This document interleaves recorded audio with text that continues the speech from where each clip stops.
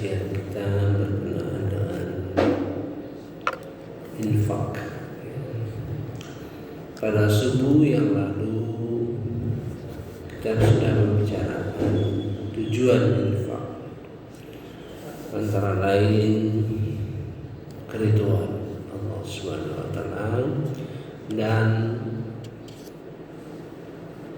menumbuhkan kemantapan jiwa kita. Mengapa ridho itu, keridhaan Allah itu menjadi penting? Karena perjalanan infak itu, ibadah infak itu sepanjang umur kita yang harus diwarnai oleh infak. Apakah kita dalam keadaan berada atau keadaan sempit, lapang, ya, maka infak itu memberikan peluang kepada kita untuk selalu beribadah. Bisa beribadah sebagai penganjur, bisa beribadah sebagai pemberi, bisa beribadah sebagai pengelola, bisa beribadah sebagai penguasa. Kalau yang menganjurkan infak itu adalah katakanlah seorang pejabat, berbeda pengaruhnya terhadap apabila yang dilakukan itu, dianjurkan itu orang-orang biasa, ya. Dan ini bisa berjalan seumur hidup kita. Dan ini terjadi interaksi antara sesama kita yang memberi atau yang menerima, ya, atau sesama yang memberi, sesama yang menerima. Bisa terjadi interaksi, sehingga interaksi itu bisa menghasilkan sesuatu yang positif, bisa yang negatif, ya. Kita tidak bisa bayangkan sepanjang hidup kita ini, ya, ibadah kita pada satu saat mungkin kita punya kemampuan untuk memberikan yang besar. Infak kita itu, katakan kita punya rumah 2, kita jual 1 rumah untuk berinfak, ya. Itu menuntut keridhaan dari Allah Subhanahu wa taala. Dan aktivitas ini terus berulang-ulang memperoleh keridhaan Allah sehingga menjadi mantap dan berkesinambungan. Jadi berulang-ulang karena kita tunduk dan patuh kepada Allah Subhanahu wa taala, maka Allah memberikan kekuatan kita untuk terus melaksanakan. Itulah bentuk keridhaan Allah Subhanahu wa taala, menguatkan kita, ya. Aktivitas yang terus menerus berulang-ulang sampai kita meninggal dunia, ya. Sampai pun meninggal dunia pun kita bisa berwasiat untuk meninggalkan harta kita, untuk mengalokasikan harta kita kepada suatu kegiatan, ya, atau aktivitas atau orang, demikian, ya, panjang itu. Maka berulang kali Allah menegaskan jangan berinfak kecuali mencari ridho Allah semata-mata. Di dalam surah Al-Baqarah diulang kembali, A'udzubillahi minasyaitonirrajim. Bismillahirrahmanirrahim. Ayat 272. Ini diulang kembali, ya. Bukanlah kewajibanmu Muhammad menjadikan mereka mendapat petunjuk, tetapi Allah lah yang memberi petunjuk kepada siapa yang Dia kehendaki. Apapun harta yang kamu infakkan, maka kebaikan untuk dirimu sendiri, dan janganlah kamu berinfak melainkan karena mencari ridho Allah. Dan apapun harta kamu infakkan, niscaya kamu akan diberi pahala secara penuh dan kamu tidak akan dizalimi. Ini ditegaskan kembali, ya. A'udzubillahi minasyaitonirrajim. Bismillahirrahmanirrahim.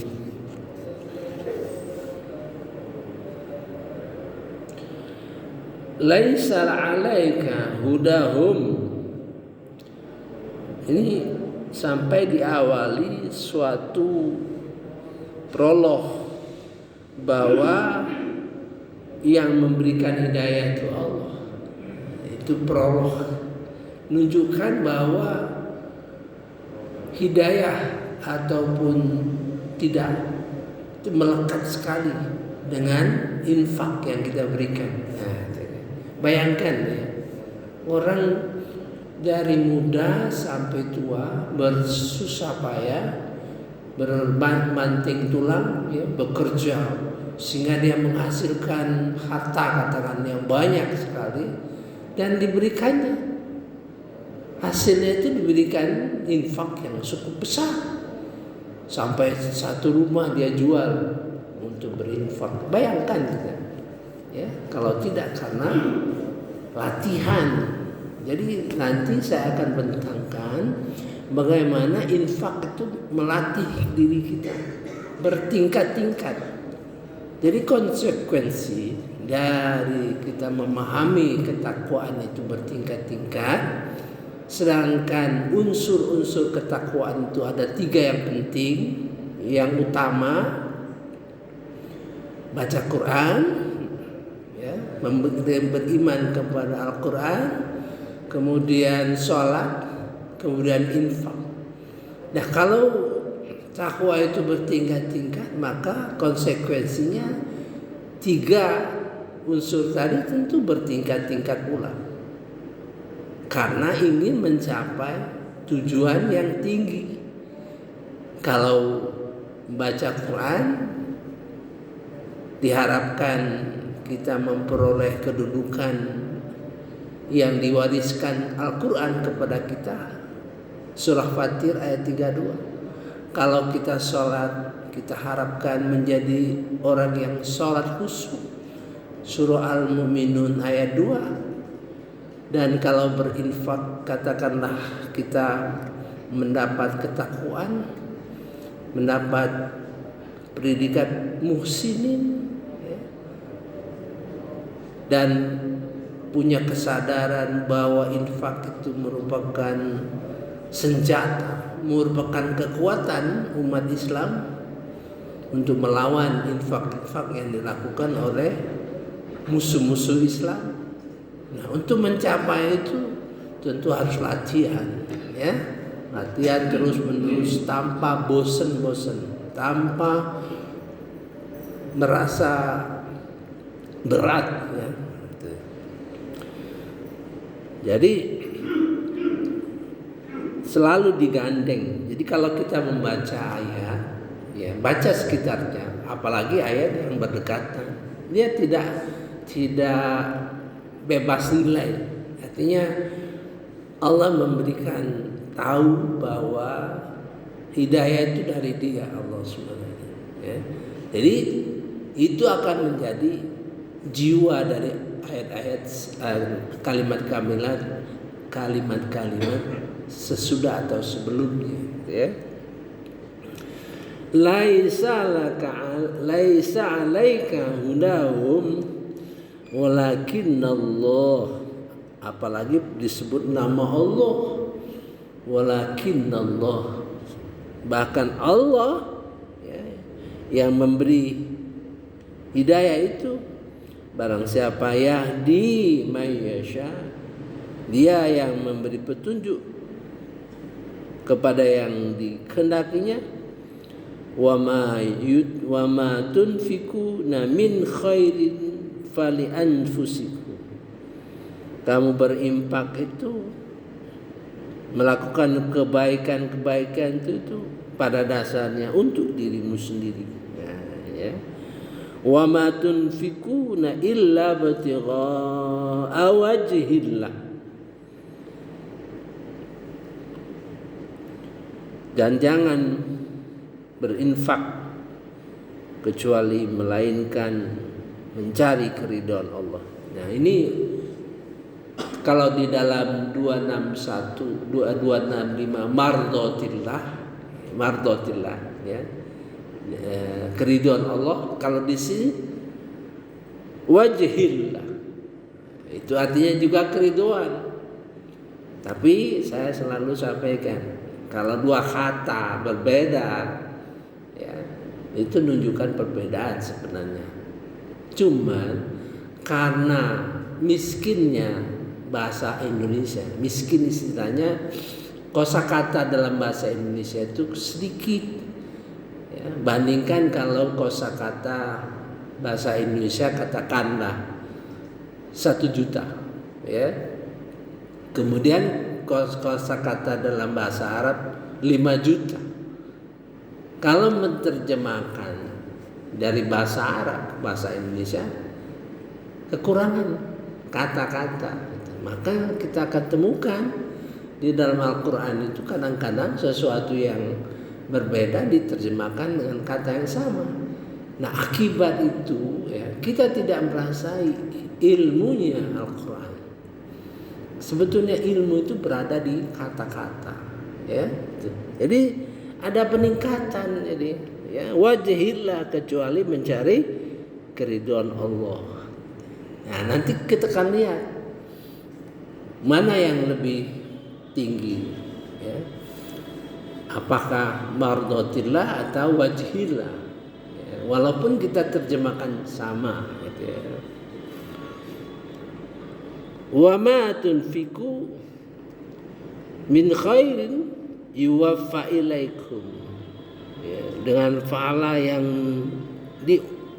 diberikan ya, ditunaikan atas kamu, wa antum la tuzlamun, dan kamu tidak dirugikan. Saya kira itulah pentingnya ridho itu diulang kembali oleh Allah Subhanahu wa taala. Ada 2 tempat ya. 2 tempat untuk mengulang itu. Kemudian diulang lagi dalam surah Ar-Rum. Ar-Rum ayat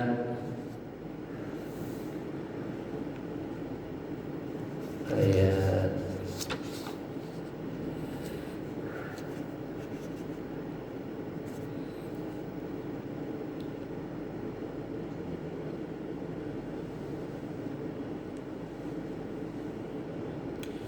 39 ya. Saya baca. Dan sesuatu riba tambahan yang kamu berikan agar harta manusia bertambah, ini soal dikaitkan dengan riba, maka tidak bertambahlah dalam pandangan Allah. Dan apa yang kamu berikan berupa zakat yang kamu maksudkan untuk memperoleh keridhaan Allah, maka itulah orang-orang yang melipat gandakan pahala. Jadi kalau saya sudah menjelaskan bagaimana struktur infak. Infak itu adalah kantong yang besar ya. Kantong besar. Mengapa kantong besar itu saya anggap kantong besar? Karena dia indikator dari ketakwaan. Jadi kalau katakan orang meningkatkan zakat, tentu terkait dengan ketakwaan. Kalau orang memperhatikan kepentingan keluarganya dengan baik ya, baik kepada mertua, orang tua, saudara, ponakan-ponakan. Kita perhatikan sekolahnya, kita perhatikan kebutuhannya, kerabat kita. Kalau kita meningkatkan perhatian, itu berarti takwa, berarti infak juga, ya.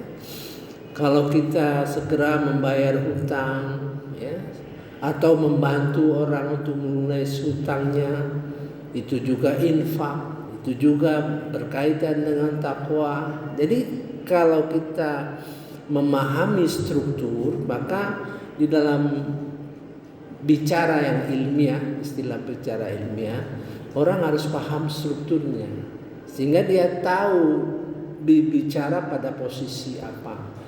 Apakah dalam posisi kepala, apakah dalam posisi jantung dalam bicara, ya. Itu saya kira cukup. Wallahu alam. Allahu alam. Subhanakallahumma wa bihamdika asyhadu an la ilaha illa anta astaghfiruka wa atubu ilaik. Wallahu alam. Assalamualaikum.